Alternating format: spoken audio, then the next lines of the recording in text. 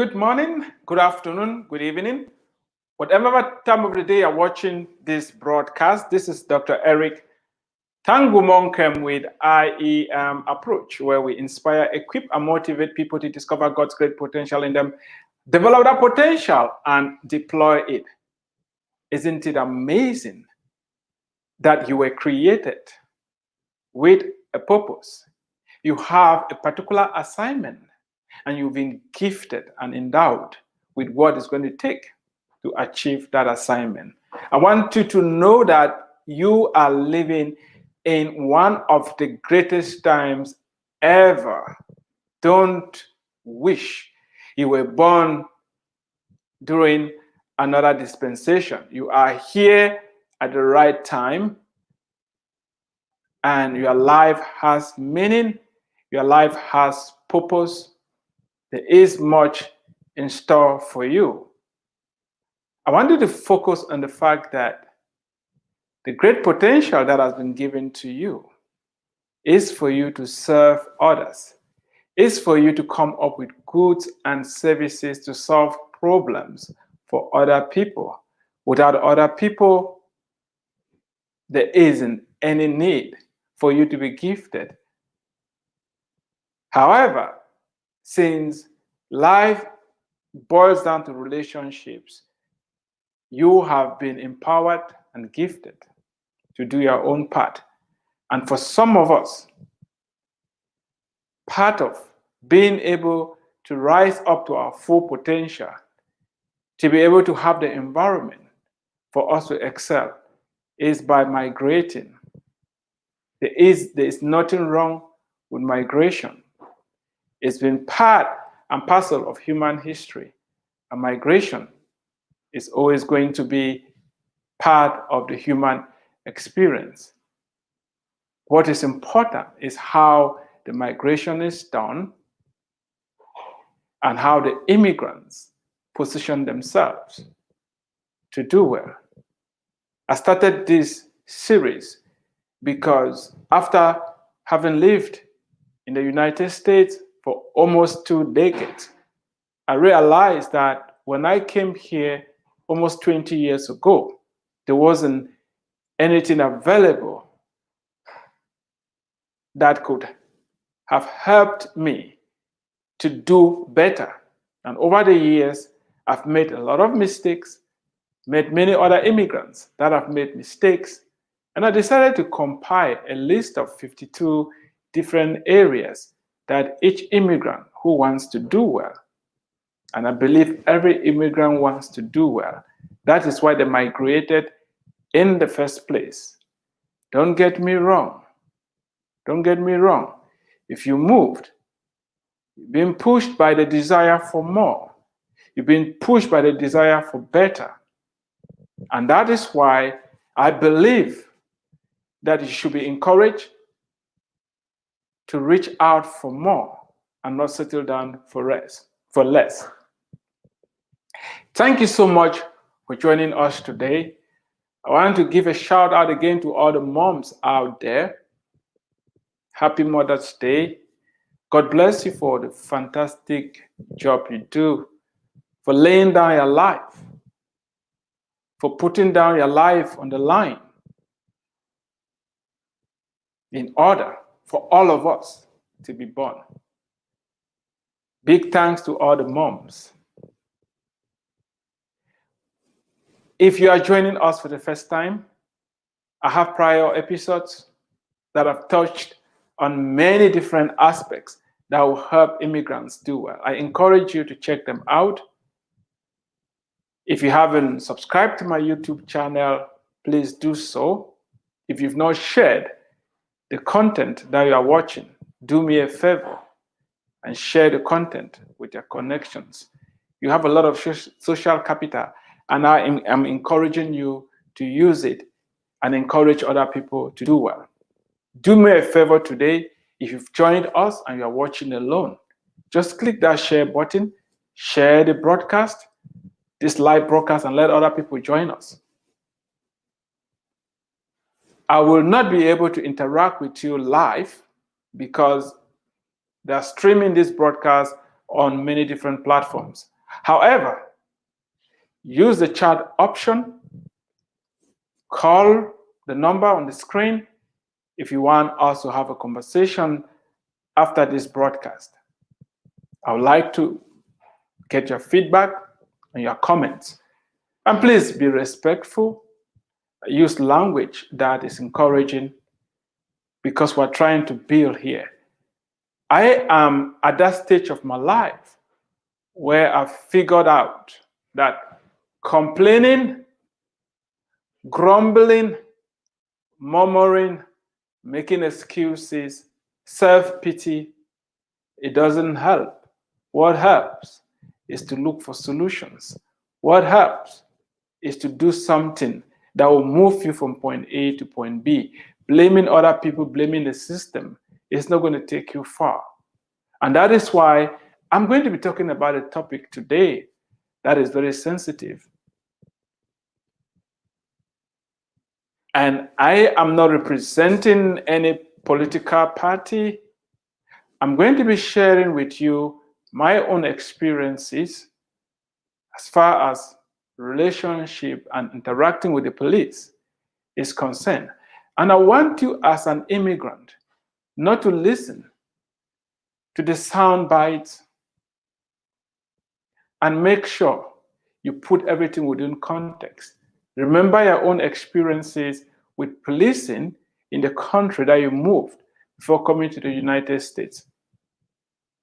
And make sure you are comparing apples to apples. There is a lot going on in the United States right now. We are bombarded with a lot of images of police brutality. And this can make some of us to lose a sense of judgment, to understand that every profession has bad elements. I'm not standing here to bash the police. I'm not standing here to say that the police force in the United States is 100% correct. A lot of mistakes have been made.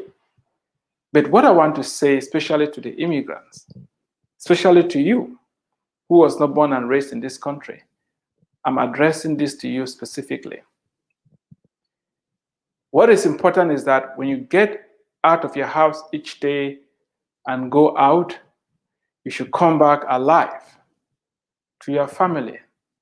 Please, before you talk about what the police should be doing, focus on what you have to be doing, what you have to know, and how to carry yourself. You cannot change other people, you can change yourself. I'm going to be very frank, very open, very vulnerable today. I'm going to be very transparent. I will share with you my own experiences. I will share with you where I'm coming from. And I don't want you to tune me out because I haven't said what you expect me to say. Or I'm not going in the direction you want me to go. I'm going to tell you about my own interaction with the police, what I've shaped my own understanding, and you see why I believe the way I believe. First of all, you need to understand, you need to believe, you need to accept that the police are your friend. They don't get up each day planning to go out there and maltreat the minorities or take advantage of anybody.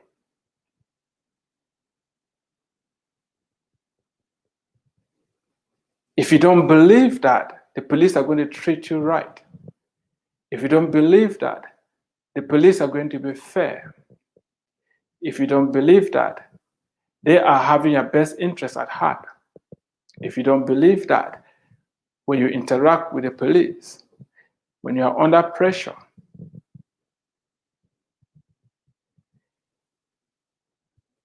if you have any hatred, if you have any animosity, it's going to make an already tense situation go out of control or become more volatile.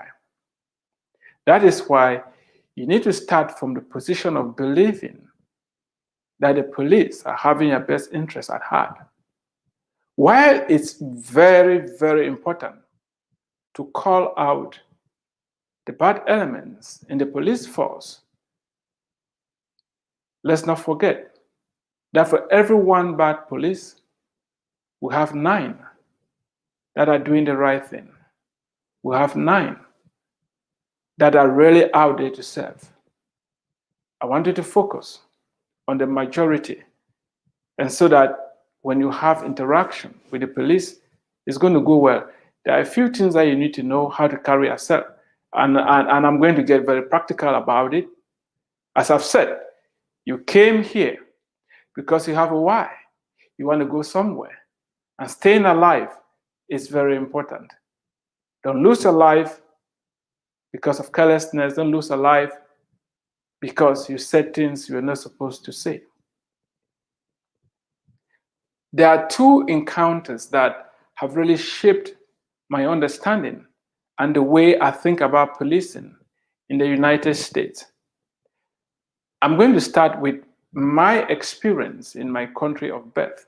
Then I'll talk about attending the Citizen Police Academy in my city of Richardson, and how it brought everything in focus for me, and all the different times that I've been pulled over by police and how it turned out. So please, I want you to listen, and listen very closely. Nobody paid me to have this broadcast. I'm not representing anybody's viewpoint. I'm talking today for me. And as an immigrant who has interacted with police, I don't expect my experience to be the same like yours. But from my encounter, I think there are a few pointers that may help you stay alive, may help you achieve the goal that brought you to this country, instead of becoming another casualty. We can avoid that. The closest I got to being killed by law enforcement was in Cameroon, my country of birth. I just graduated from the university, and I went to the creeks to buy dried fish and to sell vegetables. Back in the day, the national identification card that we had, for the national identification card in the country, was not made out of plastic, was not laminated, it was a paper. They will put your picture on the paper card and clip it.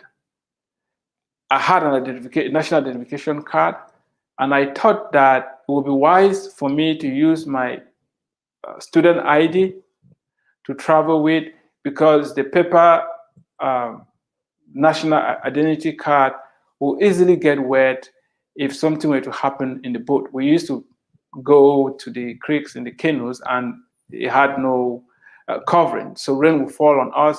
If we had any rain, we just open, and at times water gets into the boat and all that.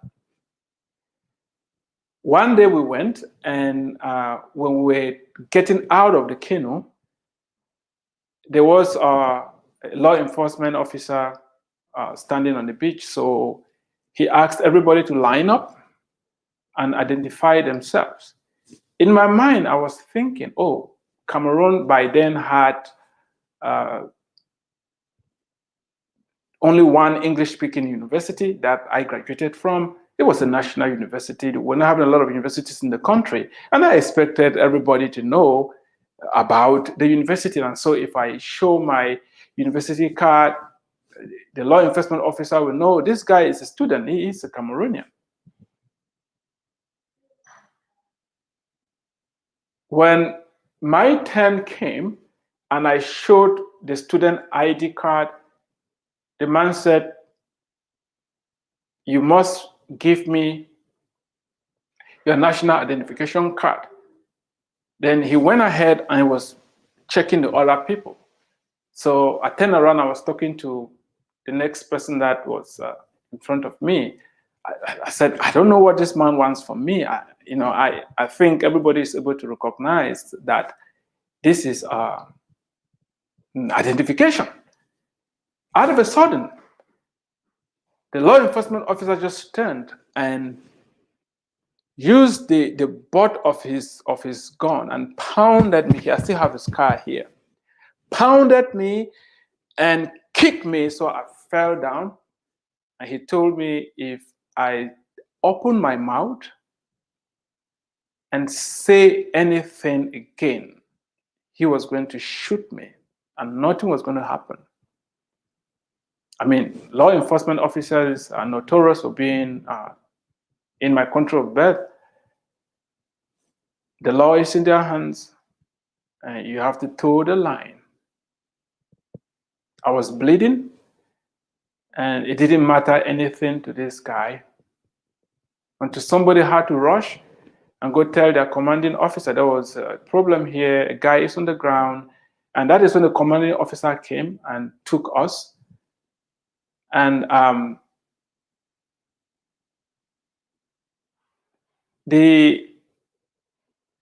what broke my heart was just the fact that the law enforcement officers thought I, being a university student, I was trying to make a point, I was trying to show off and stuff like that. The more I think about it now, maybe if I had shut my mouth, I would have prevented that from happening. That notwithstanding, that was, I mean, I dreaded law enforcement officers. You have to maintain your lane. Then I came to the United States and I attended the Citizens Police Academy for my city.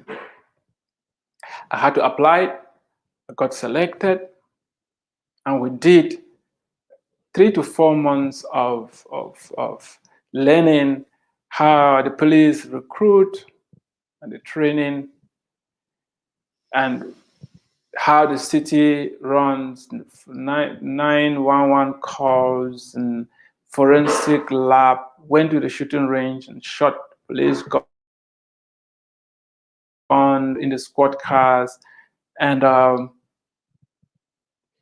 during that whole time, and we had mock exercises where we assumed that somebody has broken into a house and we are trying to get in there and clear the house and all this, and we did mock arrest and all that. And it was very eye-opening to me how dangerous the policing job is and how dangerous a knife is and why police shoot to kill.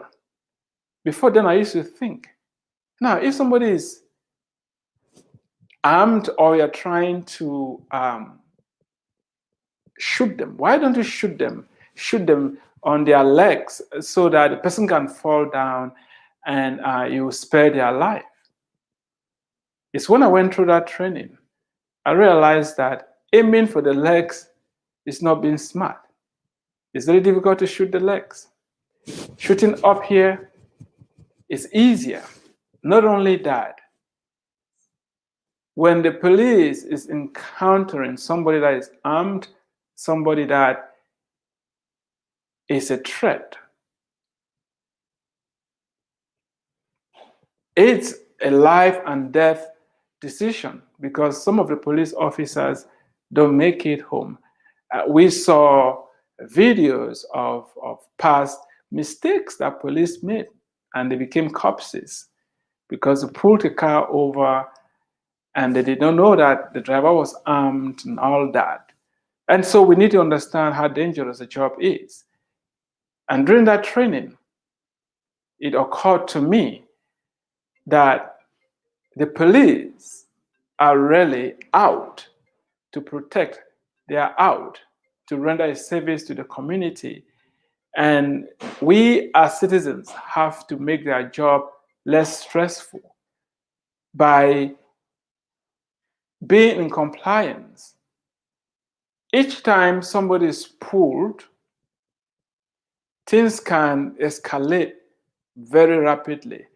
It's very dangerous when the police pulls a car and is walking towards the car. There have been occasions where a car is pulled and the police is just not aware that the driver is armed and all that, and by the time they get it, they start shooting them. We saw videos like that. And that is why you, as a motorist, when you're pulled over, the police already has this information running in the back of their mind. They need to be alert because anything can happen.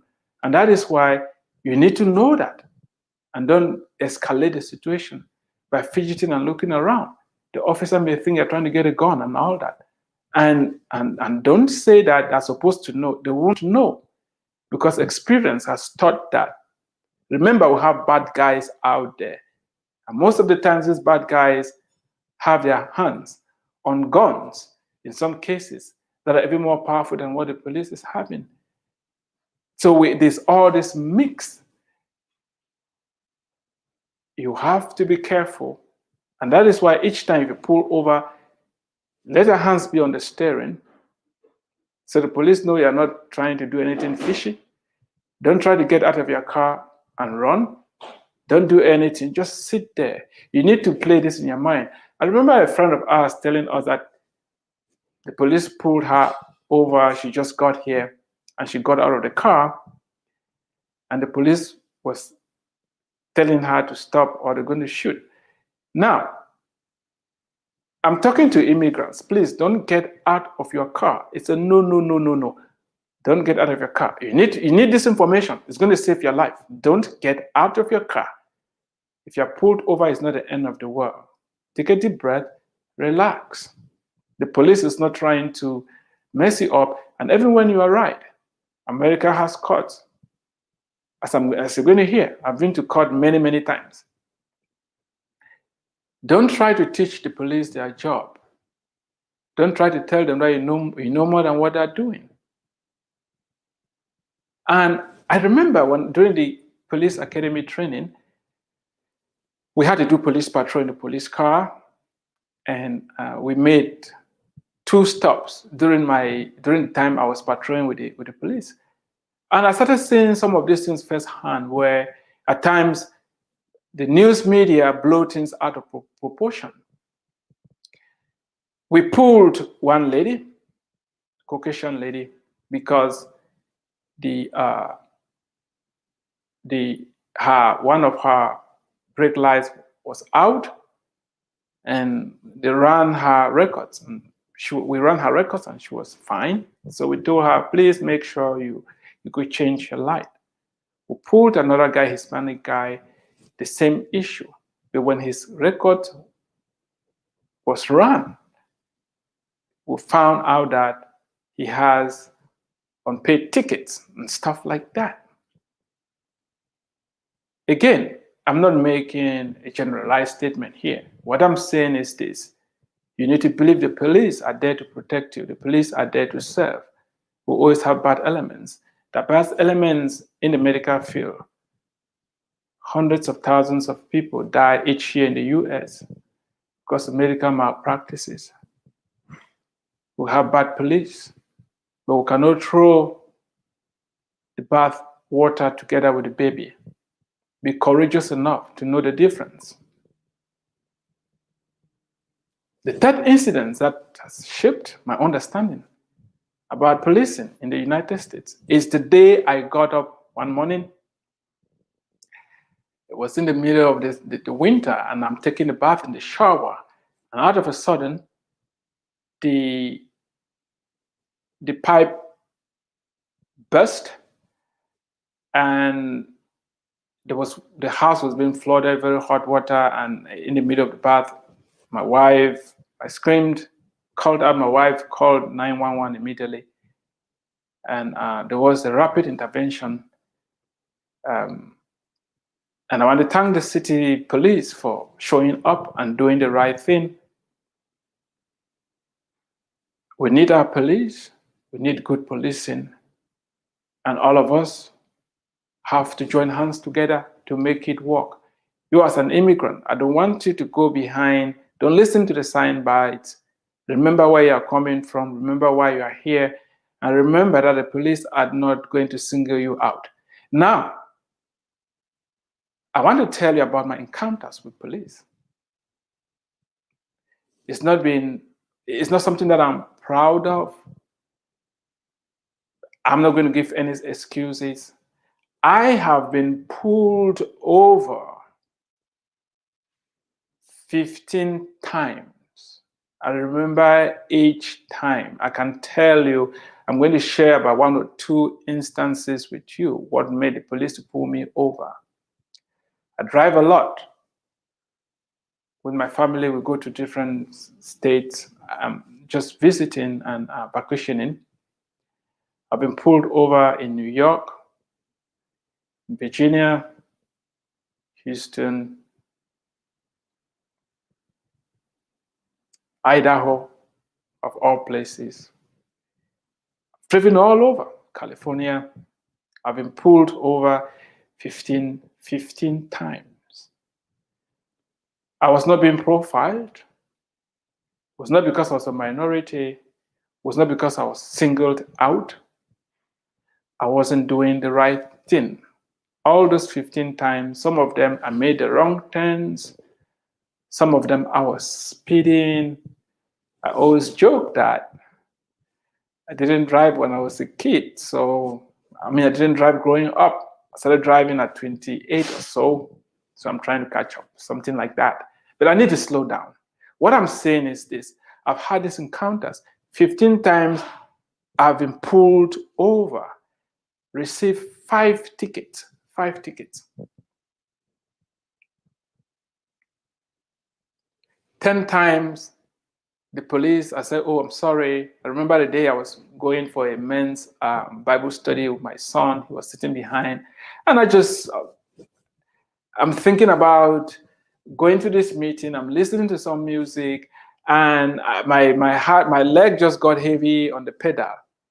And I just driving a little faster than I was supposed to. So I got pulled over. I told the officer, oh, I'm sorry. I'm wrong now.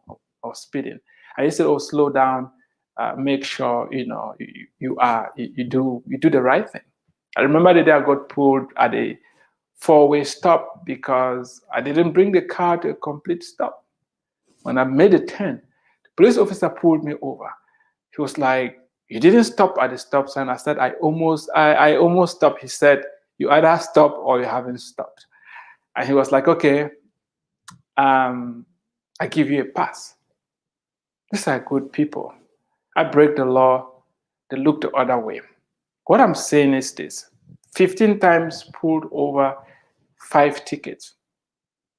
Men have pulled me over, women have pulled me over. And different ethnicities for that much. I remember I was going to Long Island, New York for a wedding, and I took my cousin's car and I was driving it, made a wrong turn as I was about to go under the Lincoln Bridge, and I ended up in downtown Manhattan and made another wrong turn, and I was now driving towards the oncoming traffic. And this police officer pulled me. I was neatly dressed going for the wedding. And the officer said, put down your glass and hand over your license. I was driving a Jeep and I did not know where to put down how to put down the glass. And I didn't know that the button to press was located in between the driver and the passenger in front of the car. So I was fidgeting around trying to, finally I figured out and I lowered my glasses and handed her my driver's license and told her, I'm from Texas. I just came out here for a wedding and I missed my turn. And the police officer told me you're supposed to go like that. Where you're going to get hit by a car because you're facing oncoming traffic and all that. I remember one morning I got up and I'm going to drop my son in school. And my wife said, I'm going to drop the kids in school. And one of our youngest child said he wanted to go And I was like, okay, we're in a rush. Just get into the car. My wife said, make sure you put that child in a car seat. I said, come on, it's just a mile away. Who cares about the car seat? And I was not also having my glasses. I'm not supposed to drive without glasses. I mean, I see well, but at times I get lazy. I'm working on it. I drove, made a turn to drop the kids on the curb. And apparently I was not supposed to make the curb there. The police officer pulls me out. And it occurred to me immediately, the officer was walking towards the car that I was not having my glasses on. One of my daughters was sitting in front of the car with me, and so she had her glasses on. I just grabbed her glasses and put them on. I had to explain to her later on that Daddy made a wrong move. So when the officer came, I presented my driver's license and all that, and I was only ticketed. I should have received 3 citations. I was cited for having a child without a car seat. That is why you have to listen to your wives. And I was also cited for making that wrong turn. I had to go to court and pleaded with the judge to reduce the cost of my tickets 5 times. Yeah, I have not been pulled over for a very long time now. I'm working on that. What I'm saying is this. I could change this narrative and say that I've been profiled, I've been pulled over 15 times because I'm a minority, the police don't like me. It's not true. I was wrong 15 times and I got 5 tickets. I was wrong 15 times and I got 5 tickets. Why? People are yelling and screaming, let's defund the police. Some of them, most, are doing a fantastic job. And as an immigrant, you need safety and security for you to pursue the dreams and the goals that you have. And I want you to know, there's no conspiracy. The police don't get up each and plan to come get you. You need to believe that. And when you get pulled over, be respectful. It's a difficult job. Cooperate with the police, and you come back, you come home safely. Don't teach them their job. Have your day in court. It's better to be alive than dead. Stop listening to the news sound bites and to those who are amplifying the divisions and the hate in our country. If you forget everything I've said today, I want you to remember this. What you believe is going to come out when you're under pressure. What you believe is going to make manifest when the going gets tough. I want you to believe that police are there to protect you. They mean good. Believe that and carry yourself as such, and you'll be safe. I want to thank you so much for listening today. You've been listening to Dr. Eric Tangumonkan with IEM Approach, where we inspire, equip, and motivate people to discover God's great potential in them, develop that potential, and deploy it. If you haven't grabbed a copy of this book, I strongly suggest you do. It's going to change your life. I cannot say everything that is in the book because of lack of time. However, it's going to be a good reference resource for you. Get one. If you have new immigrants in your life, please get one for them and encourage them to read. If you're working with immigrants, get a copy for them. If you know immigrants, get a copy for them. Some of the topics in here are so sensitive that it's difficult for you to have that conversation. I've helped you by writing about it.